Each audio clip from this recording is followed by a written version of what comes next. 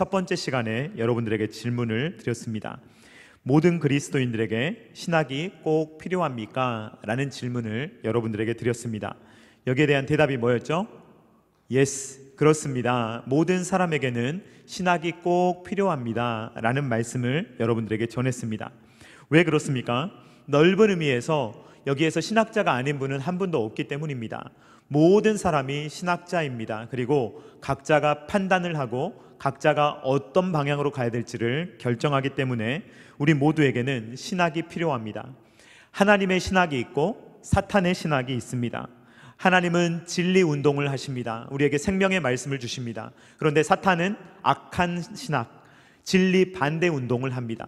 하나님을 믿게 하려는 말씀을 주실 때 사탄은 못 믿는 말을 우리에게 줍니다. 그러므로 진리 운동과 진리 반대 운동 사이에서 우리는 신학자가 되어서 무엇이 하나님의 말씀인지를 분별하고 그 길을 따라가야 합니다. 그러므로 진리 운동에 근거한 올바른 이러한 신학 활동을 하기 위해서 모든 사람에게는 신학이 필요하다라고 말할 수가 있습니다. 두 번째 질문은 무엇입니까? 두 번째 질문은 이 신학의 재료는 도대체 무엇으로 해야 하느냐라는 질문입니다. 제가 냉장고를 부탁해 라는 프로그램에 빗대어서 성경책을 부탁해 라고 말씀을 드렸는데, 어떤 사람은 그 냉장고 문을 열어보면 하나님의 말씀을 풍성하게 가지고 있습니다. 그래서 하나님의 말씀으로 대화가 가능합니다. 근데 어떤 분은 냉장고를 열어보면 이 식재료가 텅 비어 있거나 아니면 상해 있습니다. 그러면 요리를 해먹기가 어렵다는 것입니다.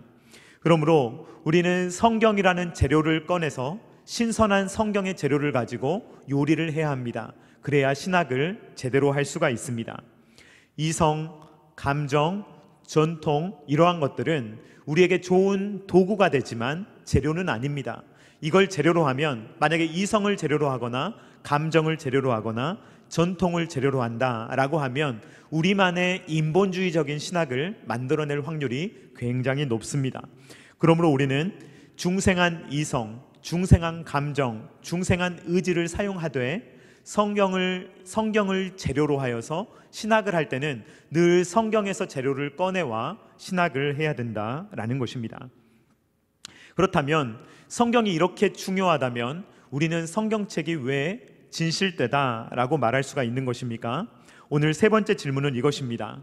성경책은 정말 믿을 만한 것인가요? 제가 목숨을 걸어도 되는 것인가요? 성경책은 꼭 믿을 만한 어떤 증거가 있나요? 이 내용에 대해서 살펴보려고 합니다. 이것을 다른 말로 하면 성경의 진실성과 성경의 권위에 대한 문제라고 할 수가 있습니다. 자, 우리가 만약에 성경책이 진짜다라는 것을 믿지 않는다면 우리는 성경책으로 신학을 할 수가 없을 겁니다. 그런데 이게 진짜다라고 정말로 믿어져야 이 말씀을 가지고 신학을 할 수가 있는 것입니다. 어떤 사람들은 성경책을 중요하게 여기지만 그냥 종교 책들 중에 하나, 불교 경전, 힌두교 경전, 여러 코란과 같은 이슬람 경전 중에 하나의 책으로 보는 사람이 있습니다. 그리고 성경책을 문학책으로 생각하는 사람도 있습니다. 어떤 사람은 고고학책으로, 어떤 사람은 역사책으로 봅니다.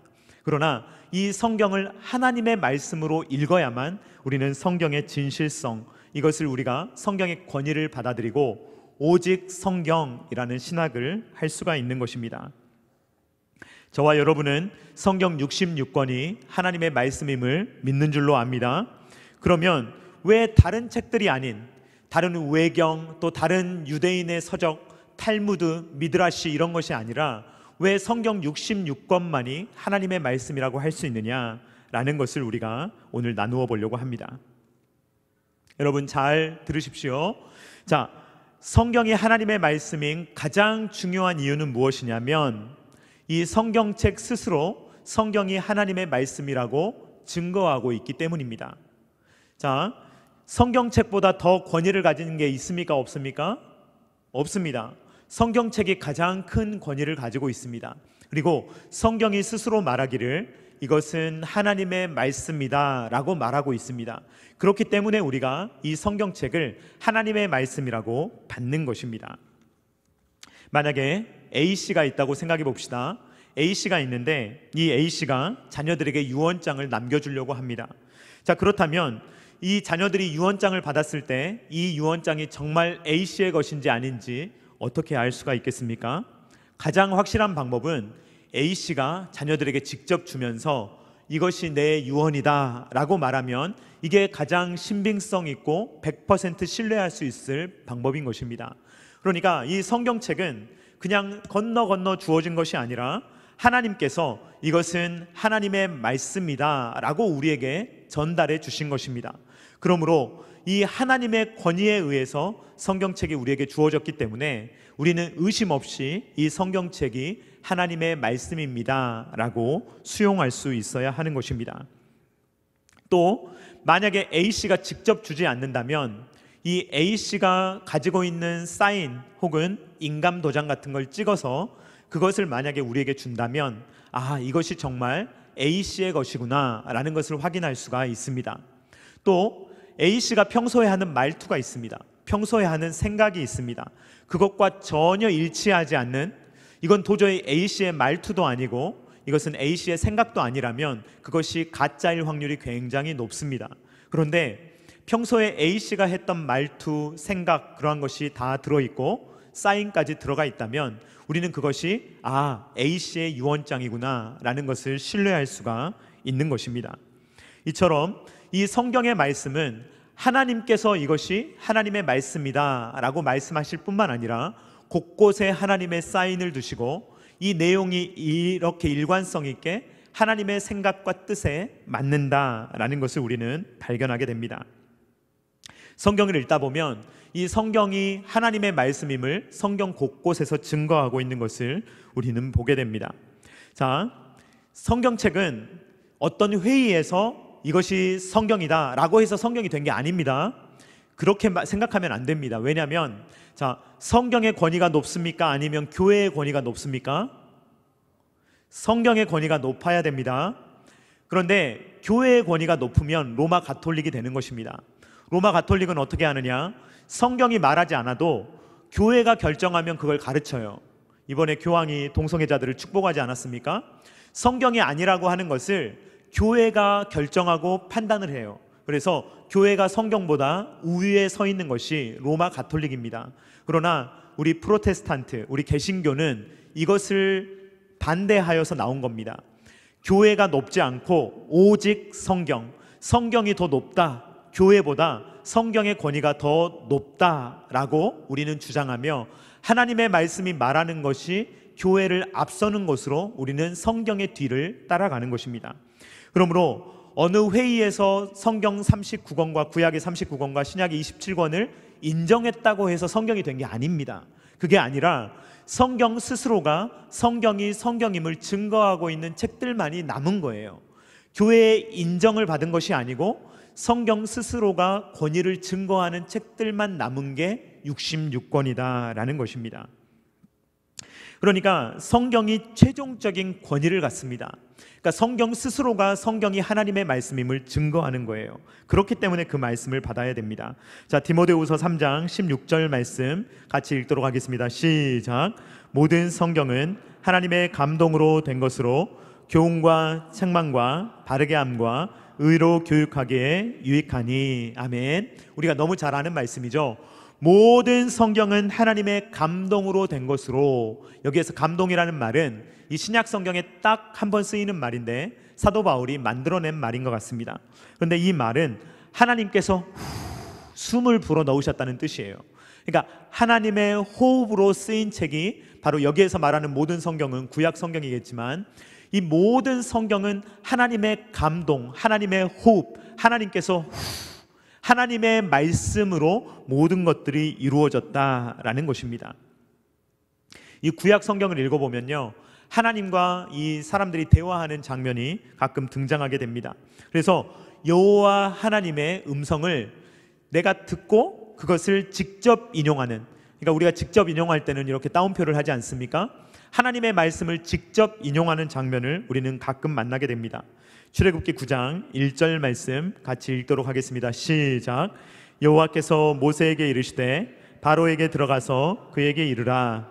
히브리 사람의 하나님 여호와께서 말씀하시기를 내 백성을 보내라. 그들이 나를 섬길 것이니라. 아멘. 이 말씀을 보면 지금 처음에 말씀하시는 분이 누구이십니까? 여호와 하나님이 누구에게 말씀하십니까? 모세에게 말씀하셨다는 게 성경에 기록되어 있죠. 그러니까 모세가 적고 있지만 누가 주신 말씀이에요? 하나님이 주신 말씀이에요. 하나님의 말씀을 받아서 모세가 기록하는 겁니다. 그리고 뒷부분을 보면 이제 직접 인용이에요. 히브리 사람의 하나님 여호와께서 말씀하시기를, 이제 이 부분은 누구의 말이에요? 내 백성을 보내라, 그들이 나를 섬길 것이니라. 이것은 누구의 음성을 그대로 적은 거예요? 하나님의 음성을 그대로 적은 것입니다. 그러니까 이 내용을 통해서 우리가 알 수 있는 것은 하나님이 모세와 대화를 하고 계신다. 그리고 모세를 메신저로 보내셨지만, 모세가 말하고 있지만 이 말은 하나님이 모세의 입에 넣어주신 말이다 라는 것을 우리는 보게 됩니다. 성경은 이처럼 대략 2000년 가까운 세월에 거쳐서 대략 40여 명의 저자들에 의해서 세 가지의 언어로 기록되었지만, 하나같이 성경이 하는 말은 이 성경 66권은 하나님의 말씀이다 라는 것을 이 성경의 저자들이 다 증거하고 있는 것입니다. 베드로후서 1장 21절 말씀 같이 읽도록 하겠습니다. 시작. 예언은 언제든지 사람의 뜻으로 낸 것이 아니요 오직 성령의 감동하심을 받은 사람들이 하나님께 받아 말한 것임이라. 아멘. 성경을 대략 40여 명의 사람들이 적었지만, 그럼에도 불구하고 이 말씀은 사람의 뜻에서 나온 것이 아니고 누구로부터 나온 것입니까? 성령 하나님의 감동으로 나왔다라는 것입니다. 신약의 저자들 또한 구약의 말씀을 하나님의 말씀으로 인용합니다. 그러니까 구약을 인용할 때 이것이 하나님의 말씀이다 라고 인용하는데, 예를 들면 예수님께서도 창세기의 말씀을 인용하셔서 예수님의 가르침을 이어가십니다. 마태복음 19장 4절로 5절 말씀 같이 읽도록 하겠습니다. 시작. 예수께서 대답하여 이르시되 사람을 지으신 이가 본래 그들을 남자와 여자로 지으시고 말씀하시기를 그러므로 사람이 그 부모를 떠나서 아내에게 합하여 그 둘이 한 몸이 될지니라 하신 것을 읽지 못하였느냐. 아멘. 예수님께서 인용하신 말씀은 창세기 2장 24절 말씀입니다. 같이 읽어보도록 하겠습니다. 창세기 2장 24절 말씀 시작. 이러므로 남자가 부모를 떠나 그의 아내와 합하여 둘이 한 몸을 이룰지로다. 아멘. 여러분, 예수님을 보십시오. 예수님은 구약 성경을 하나님의 말씀으로 인정하셨어요. 그리고 그 말씀을 근거로 예수님의 가르침을 전하셨어요. 이 말은 예수님께서 구약 성경의 그 성경의 권위, 진실성을 인정하셨다는 것입니다. 그래서 우리는 이 신약의 저자들과 예수님이 구약 성경을 인정하고 있구나라는 것을 발견하게 돼요. 만약에 그렇지 않다면 그것을 성경으로 인정할 수가 없다는 말입니다. 베드로도 이런 편지를 쓰는데요, 베드로는 사도 바울이 쓴 편지에 대해서 알고 있었습니다. 그러면서 이 사도 바울의 편지를 성경으로 인정합니다. 베드로후서 3장 16절 말씀 같이 읽겠습니다. 시작. 또 그 모든 편지에도 이런 일에 관하여 말하였을 때 그 중에 알기 어려운 것이 더러 있으니 무식한 자들과 굳세지 못한 자들이 다른 성경과 같이 그것도 억지로 풀다가 스스로 멸망에 이르느니라. 아멘. 베드로는 사도 바울의 편지를 해석하는 것을 구약 성경에 해석하는 것과 동등선에 놓고 이야기를 하고 있습니다. 그래서 모르는 것을 억지로 풀어서 이상한 데 빠지지 말라고 경고를 하고 있습니다. 즉, 이 베드로도 사도 바울의 편지에 대해서 하나님의 말씀에 대한 권위가 있음을 인정하고 있는 것을 우리는 보게 됩니다. 성경은 성경 66권이 하나님의 말씀이라는 것을 증명하려고 하지 않습니다. 자, 성경은 이러이러해서 하나님의 말씀입니다 라고 증명하지 않습니다. 성경은요, 그냥 선포하는 거예요. 태초에 하나님이 천지를 창조하시니라 선포하지, 창조가 이래서 저래서 이거 구구절절하게 설명하지 않습니다. 자연스럽게 이것은 하나님의 말씀이라는 것을 권위를 가지고 선포합니다. 그런데 여러분, 이 성경이 하나님의 말씀이냐라는 것을 생각할 때 그렇게 받아들일 수 있는 증거가 굉장히 많습니다. 이것을 외적 증거라고 합니다. 외적으로 살펴볼 때 성경이 진실하다, 그리고 권위를 가지고 있다는 것을 증명할 수 있는 많은 증거들이 있습니다. 예를 들어서 최근에 고고학 발전이 굉장히 많이 일어나고 있습니다. 이스라엘 곳곳에 유적들이 나오고요. 그 유적들이 나올 때마다 성경이 어떻게 됩니까? 더 믿을 만한 책이 되고 있습니다. 요즘에 이 고고학 발굴이 잘 되면 될수록 성경이 진짜라는 것을 학자들도 부인할 수 없는, 그러니까 성경을 믿지 않지만 역사학자라면 부인할 수 없는 성경의 증거들이 너무 많이 나오는 거예요. 그러니까 성경을 고고학적으로 역사적으로 가짜다라고 말할 수 있는 사람들이 없습니다. 그리고 이 성경은 역사적인 사료가 굉장히 정확합니다.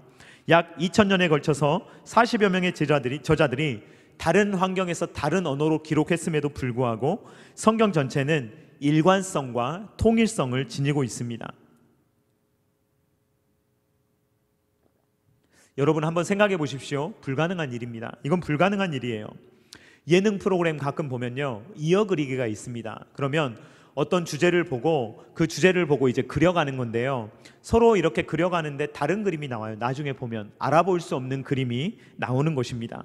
그러니까 이 처음에 모든 것들이 잘 전달됐다고 하더라도 중간에 이상하게 끼어들면 내용이 완전히 뒤바뀌게 되는 것입니다. 2000년은 엄청나게 긴 시간입니다. 만약에 약 200년 전쯤에 조선시대의 사람과 오늘을 살아가는 우리가 같은 내용에 대해서 만약에 글을 쓴다고 생각해 보십시오. 같은 내용이 나올 수가 없습니다. 만약에 남자와 여자가 손을 잡아도 되는가, 이거를 이 조선시대에 적었다고 생각해 보십시오. 상상도 못할 일입니다. 그러나 오늘날은 그것을 이상하게 여기지 않습니다. 200년만 지나도 이렇게 시대가 변하고 이렇게 문화가 바뀌어 버립니다. 그런데 성경은 2000년 정도 길이를 놓고 이렇게 적혀져 왔는데 이 내용이 일관성이 있는 것입니다. 다른 문화, 다른 나라, 다른 성향을 가진 사람들이 적었음에도 불구하고 내용 전체가 처음부터 끝까지 일관성 있게 이어지고 있습니다.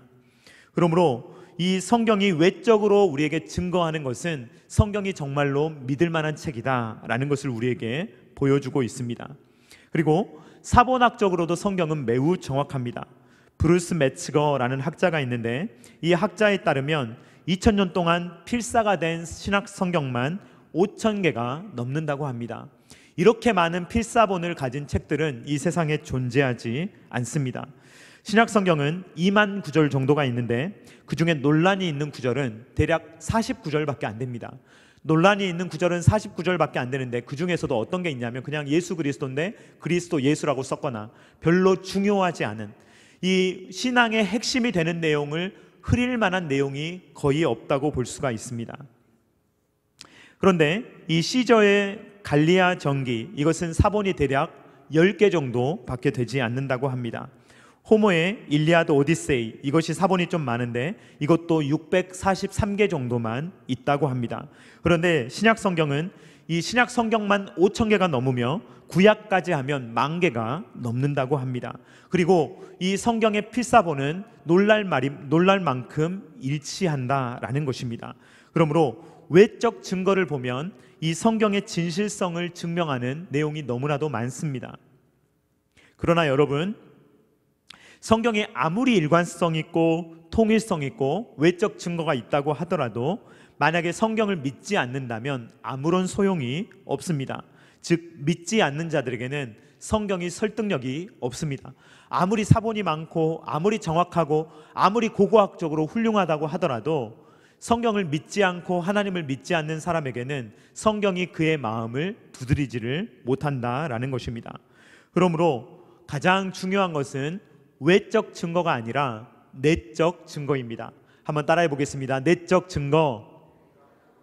자, 외적 증거가 중요합니까? 내적 증거가 중요합니까? 자, 둘 다 중요하지만 외적 증거에서 흠잡을 게 없지만 정말 중요한 것은 내적 증거입니다. 왜냐하면 우리의 마음에 믿어져야 돼요. 내가 설득이 돼야 돼요. 내가 성경이 믿어져야 돼요. 그래야 이 외적 증거도 효력이 있는 거예요. 내가 믿지 않으면 아무리 외적 증거가 훌륭해도 받아들이고 싶지 않으면 받아버리지 않는 것입니다. 그러므로 결국에 중요한 것은 무엇이냐면 우리의 믿음이에요. 믿음이 이 성경을 믿도록 하는 작용이 있어야만 성경이 진짜 하나님의 말씀이구나 라는 것을 믿을 수 있다는 말입니다. 베드로가 신앙 고백을 할 때 이렇게 이야기를 했습니다. 마태복음 16장 17절 말씀 같이 읽겠습니다. 시작. 예수께서 대답하여 이르시되 바요나 시몬아 내가 복이 있도다. 이를 내게 알게 하니는 혈육이 아니요 하늘에 계신 내 아버지시니라. 아멘. 자, 이 베드로가 신앙 고백할 수 있었던 이유는 무엇입니까? 하늘에 계신 아버지께서 베드로에게 믿음을 주셨기 때문에 베드로가 주는 그리스도시요 살아계신 하나님의 아들이십니다 라고 고백할 수 있었다는 말입니다. 양은요 목자의 음성을 알아듣습니다. 그러니까 우리가 하나님의 양이라면 성경이 믿어지는 거예요. 그리고 이것이 가장 큰 증거예요. 성경이 믿어지고 성경이 맛있고 성경이 재밌고 성경에 생명이 있구나, 이게 우리 안에서 깨달아지는 것입니다. 요한복음 10장 26절로 27절 말씀 같이 읽겠습니다. 시작. 너희가 내 양이 아니므로 믿지 아니하는도다. 내 양은 내 음성을 들으며 나는 그들을 알며 그들은 나를 따르느니라. 아멘. 결국 성경의 권위가 믿어지는 이유, 성경이 진실하게 다가오는 이유는 이 성경을 믿을 수 있는 믿음을, 우리의 내적인 믿음을 하나님께서 주시기 때문입니다. 논리적으로 아무리 우리를 설득한들 우리의 마음이 열리지 않으면 못 믿어요. 아무리 논리적으로 설득이 돼도 우리의 마음의 문이 닫혀져 있으면 예수님을 구주라고 영접할 수가 없습니다. 중요한 것은 성령 하나님께서 우리의 마음을 열어주셔야 돼요. 조명하셔야 돼요. 밝혀주셔야 돼요. 우리의 눈을 뜨게 해주시고 마음을 새롭게 하시고 우리의 귀를 열어주셔야 그제서야 하나님의 말씀이 들리고 믿어지고 깨달아지고 이 말씀이 진짜 살아있는 말씀이구나 라는 것을 고백할 수가 있게 되는 것입니다. 지금까지 제가 쭉 설명했던 내용을 웨스트민스터 신앙고백서는 이렇게 정리하고 있습니다. 자, 웨스트민스터 신앙고백서 1장 5절인데요 제가 잠깐 앞부분을 읽어드리고 뒤는 같이 읽겠습니다. 우리는 교회의 증언에 감동되고 설득되어 성경을 높고 귀하게 여길 수 있을 것이다. 자, 교회가 결정을 했죠. 이거 중요합니다. 그러나 제가 처음에 설명드렸듯이 교회가 성경이라고 결정해 준 게 아니에요. 이건 도움이 될 뿐이지 최종 권위는 아닙니다. 그래서 교회의 증언도 중요하지만 최종 권위는 아니에요. 자, 또한 그 내용이 하늘의 성질을 지녔다는 것, 그 교리의 유효함, 그 문체의 장엄함, 그 모든 부분의 상호일치, 모든 영광을 하나님께 돌리는 그 전체의 목적, 인간 구원의 유일한 길을 충만히 발견케 함, 기타 비교할 수 없이 많은 탁월한 점들과 그것의 전체적 완전성은 성경이 하나님의 말씀이라는 것을 풍성히 증언하는 증거들이다. 즉 교회가 이것을 알아봤고 내용이 너무나도 일관성 있는 증거를 가지고 있기 때문에 외적 증거가 훌륭하다는 말이에요. 그런데 그 다음 말이 이제 웨스트민스터 신앙고백서에서 내적 증거가 중요하다는 이야기를 합니다. 자, 이 부분은 이제 같이 읽겠습니다. 시작. 그럼에도 불구하고 그것의 무오한 진리와 신적 권위에 대한 우리의 완전한 납득과 확신은 우리 마음속에 그 말씀으로 그리고 그 말씀과 함께 증거하는 성령의 내적 사역으로부터 온다. 제가 다시 한번 읽어드릴게요. 외적 증거가 아무리 훌륭하다고 해도 그럼에도 불구하고 성경의 무오한 진리와 신적 권위에 대한 우리의 완전한 납득과 확신은 우리 마음속에 그 말씀으로 그리고 그 말씀과 함께 증거하는 성령의 내적 사역으로부터 온다. 우리의 마음에 내적 증거에 대한 확신이 있어야만 성경을 진짜 하나님의 말씀으로 믿을 수 있다라는 말입니다. 자, 불신자는요 아무리 증거를 많이 갖다 줘도 안 믿어요. 절대로 안 믿습니다. 그러나 신자는요 그것이 믿어져요. 믿겨집니다. 마음속에요 이게 하나님의 말씀이라는 확신이 확 들어오는 것입니다. 왜냐하면 성령 하나님께서 우리의 마음 가운데 가르쳐 주시기 때문입니다. 이 성경을 확신하는 것과요 목회자의 소명이 닮은 데가 있습니다. 목회자도 소명을 받는데요 이걸 어떻게 확인해야 될까 굉장히 어렵습니다. 내가 하나님께 진짜 부르심을 받은 건지, 아니면 내가 가고 싶어 하는 건지, 주변에서 가라고 하는 건지 헷갈릴 때가 너무 많아요. 이럴 때 이 목회자의 소명도요, 두 가지로 나눌 수가 있습니다. 외적 소명이 있고요, 내적 소명이 있어요. 외적 소명은 어떤 거냐면요, 평소에 이 교회에서 뭔가를 가르치면요, 너무 탁월한 거예요. 예를 들어서 구원을 설명하는데 어떤 사람들은 구원을 설명을 잘 못해요. 몇 마디 하다가 말이 막혀버립니다. 그런데 어떤 사람은요, 구원의 풍성함을 설명하는데 막힘이 없어요. 그러면서 그것을 설명하는데 듣는 분에게 감화가 일어납니다. 그래서 정말 이분의 이야기를 들었더니 구원에 대해서 내가 알게 되었고 예수님을 만나게 되었습니다 라고 한다면 이분이 외적 증거를 갖고 있는 거예요. 이분은 꼭 목회자가 아니다 하더라도 전도자로서 혹은 교사로서의 부르심을 받은 분입니다. 그러니까 이런 분들을 볼 때 주변에서 말해줄 수 있어요. 당신은 가르침의 은사가 탁월합니다.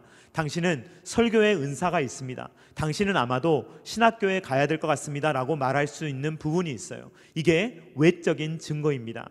그러니까 이분이 주변 사람들이 자꾸 신학교 가라고 한다든지 막 옆에서 당신은 하나님의 부르심을 받은 것 같습니다 라고 한다면 이분은 외적 증거를 얻었다라고 말할 수가 있는 거예요.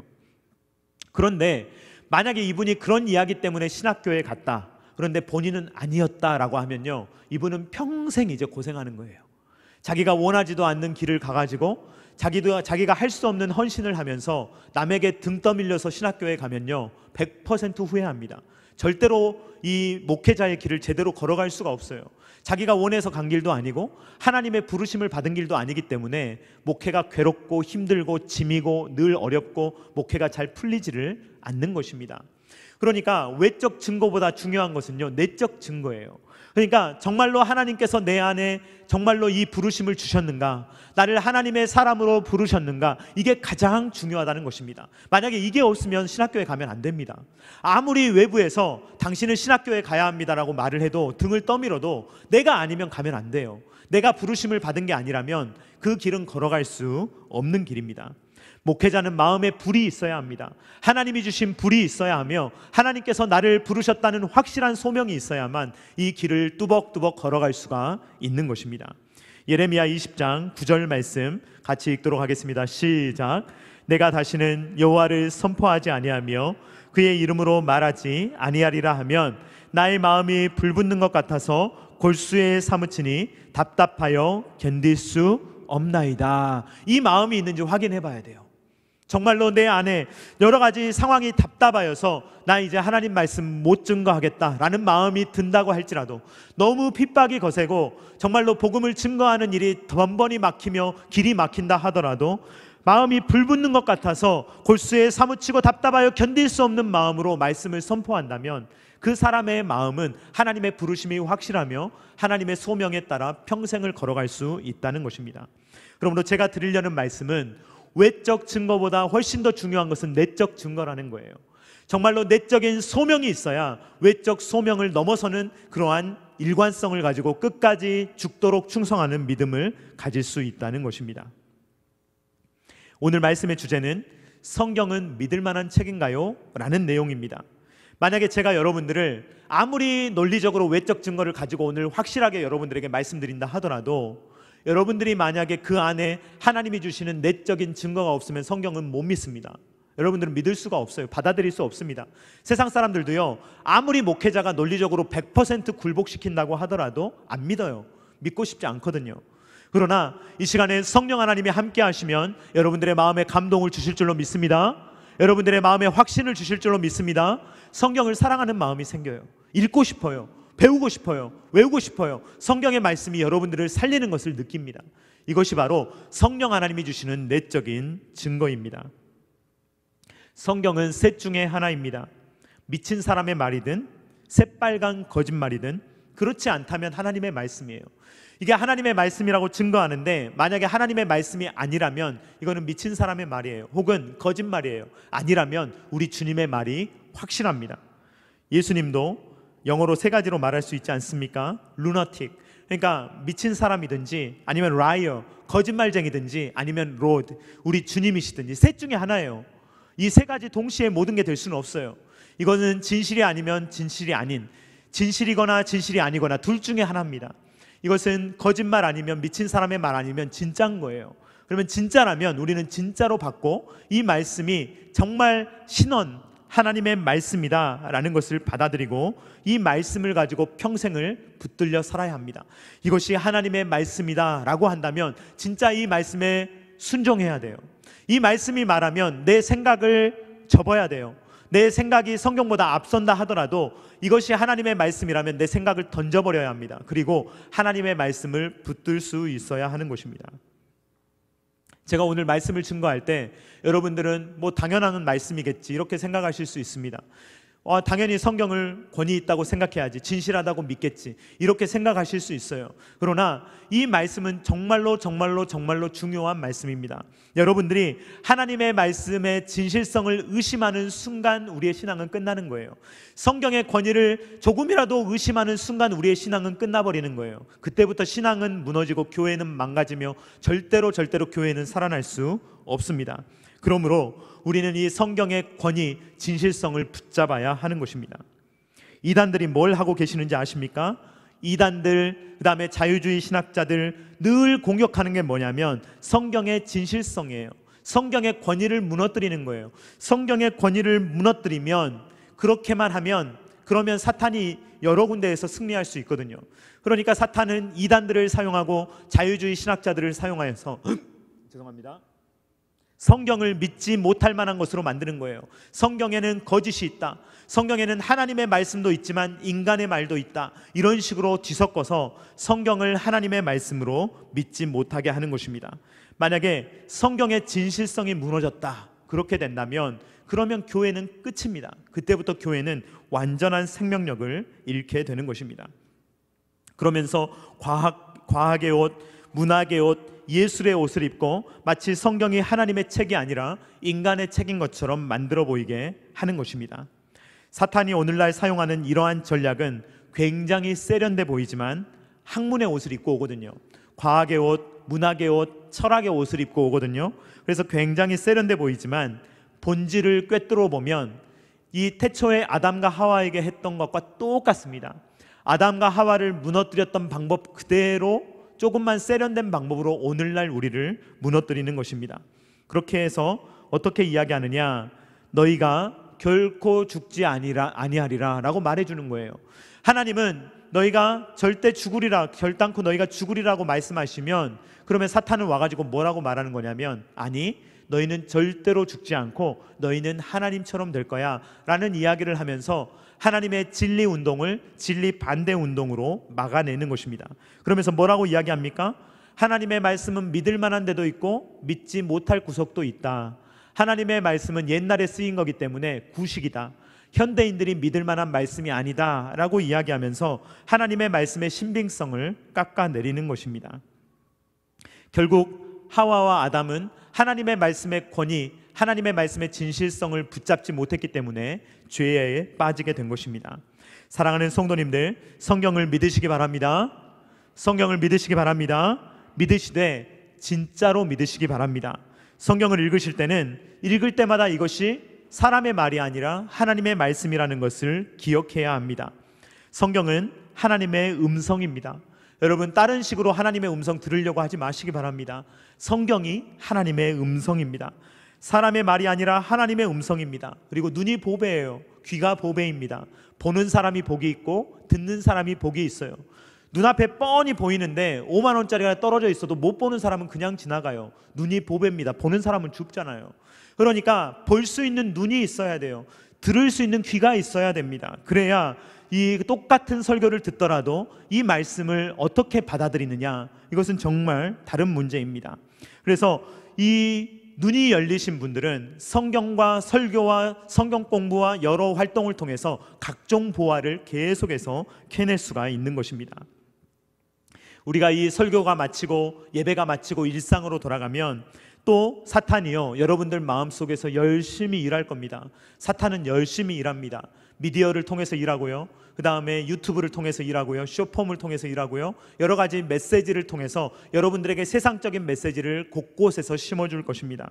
그때마다 성경의 진실성을 왜곡하는 사람들이 나타날 것입니다. 그리고 성경적이지 않은 세속적인 생각들을 우리의 마음속에 넣어줄 것입니다. 그때마다 우리는 진리 운동을 해야 합니다. 다시 하나님의 말씀을 먹고 기억하고 암송하고 공부하며 하나님의 말씀으로 다시 돌아가야 합니다. 이 진리 운동의 길을 계속해서 걸어가야 하는 것입니다. 우리 하나님께서 여러분들의 마음 가운데 내적 증거를 확실하게 주시기를 간절히 소망합니다. 그래서 우리 어린아이로부터 장년에 이르기까지 모든 사람들이 하나님의 말씀을 진짜로 믿으며 그 말씀이 선포되면 진짜로 그 말씀을 받아들이고 그 권위에 수납하며 그 말씀으로 우리가 이 땅을 살아갈 때 말로 구호로만 오직 성경을 외치는 것이 아니라 정말 오직 성경의 삶을 살아갈 수 있는 저와 사랑하는 성도님들 다 되실 수 있기를 주님의 이름으로 축원드립니다. 다 같이 찬양하도록 하겠습니다. 말씀 앞에서 같이 찬양합니다.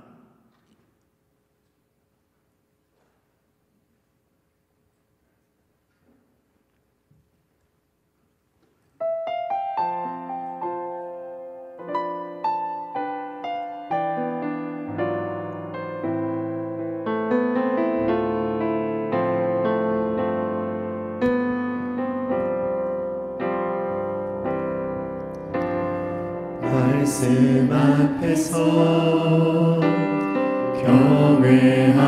경외함으로 주께 홀로 섭니다.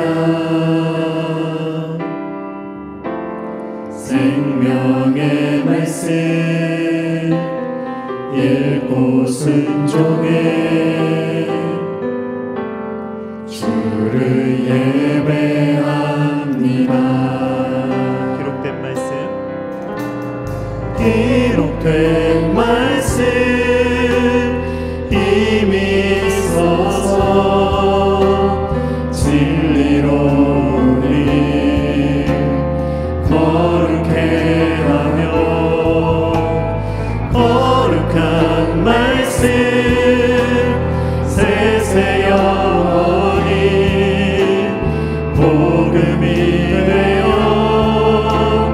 말씀하시네. 하나님 말씀에 두려워 떠는 자, 그 말씀에 생명을 거는 자, 한 사람 찾으시는 주님의 약속을 믿어 하나님 말씀에 운명을 거는 자, 순종하며 주 따라가는 자, 영원한 하나님 나라 주의 교회여 이로 한 번 더 찬양합니다. 하나님 말씀에 두려워 떠는 자, 그 말씀에 생명을 거는 자, 한 사람 찾으시는 주님의 약속을 믿어 하나님 말씀에 운명을 거는 자, 순종하며 주 따라가는 자, 영원한 하나님 나라 이뤄갈 주의 교회여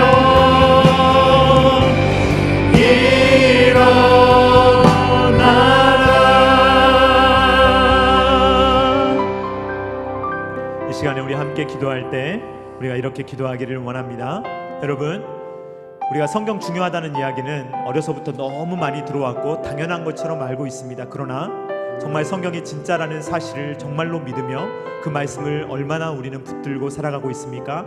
이 시간에 기도할 때 주님, 성경에 관심이 없으면서 우리 성경이 중요하다는 이야기만 할 때가 많은데 성경을 살지는 않으면서 우리가 성경에서 무엇을 말하는지도 모른 채 우리가 살아갈 때가 많은데, 우리로 하여금 성경을 알게 하시고 믿게 하시고 그 성경대로 살아갈 수 있도록 우리 가운데 함께 해달라고, 성령 하나님께서 우리의 마음에 확신을 달라고 주여 한번 외치고 기도하겠습니다. 주여.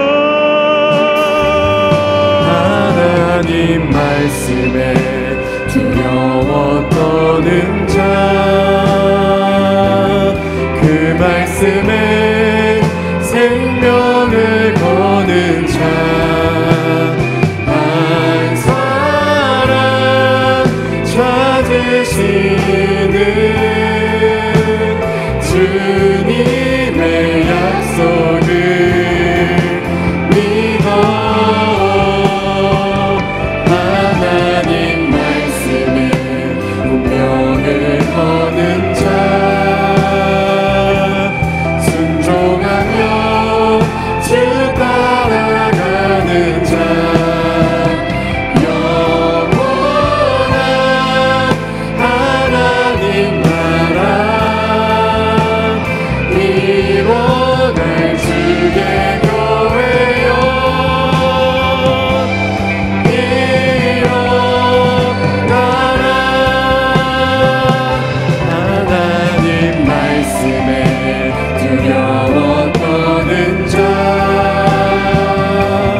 그 말씀에 생명을 거는 자, 한 사람 찾으시는 주님의 약속을 믿어 하나님 말씀에 운명을 거는 자,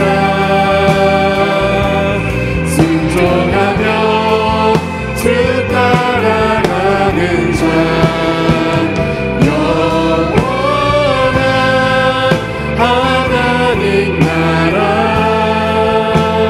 이뤄갈 주의 교회여, 일어나라.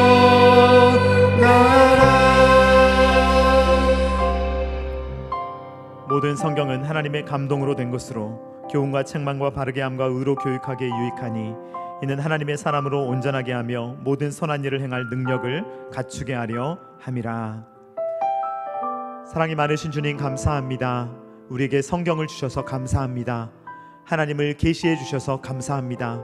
주님이 알려주지 않으셨다면 우리는 캄캄한 세상 아무것도 모른 채 살아갔을 텐데, 주님을 알려주시며 주님을 계시해 주시며 성경 말씀을 우리로 하여금 받을 수 있도록 도와주셔서 이 말씀에 근거하여 우리가 올바르게 신앙생활할 수 있도록 인도하여 주시니 감사를 드립니다. 또 성경을 믿는 마음을 우리에게 허락하여 주셔서 이 성경이 하나님의 말씀임을 깨닫고 알게 하시며 이 말씀대로 살아갈 수 있도록 인도하여 주시니 감사를 드립니다. 주님, 우리의 눈을 열어주시고 귀를 열어주시며 마음을 열어 주시옵소서. 태초에 하나님이 천지를 창조하셨다라고 선언하면 그 선포의 말씀을 그대로 믿게 하여 주시옵소서. 죽도록 충성하라 라고 명령하시면 죽도록 충성할 수 있도록 도와주시오며, 생명의 면류관을 주시겠다고 약속하시면 그 생명의 면류관을 주신다고 믿을 수 있도록 우리에게 믿음을 허락하여 주시옵소서. 하나님의 말씀을 우리의 생각대로 자르거나 붙이지 않도록 도와주시오며, 오직 성경을 입술로만 외치지 않도록 도와주시고, 그 말씀에 붙들려 그 말씀을 의지하며 그 말씀대로 살아갈 수 있는 오직 성경의 삶을 살아가는 우리 모두가 될 수 있도록 은혜 위에 은혜를 더하여 주시옵소서.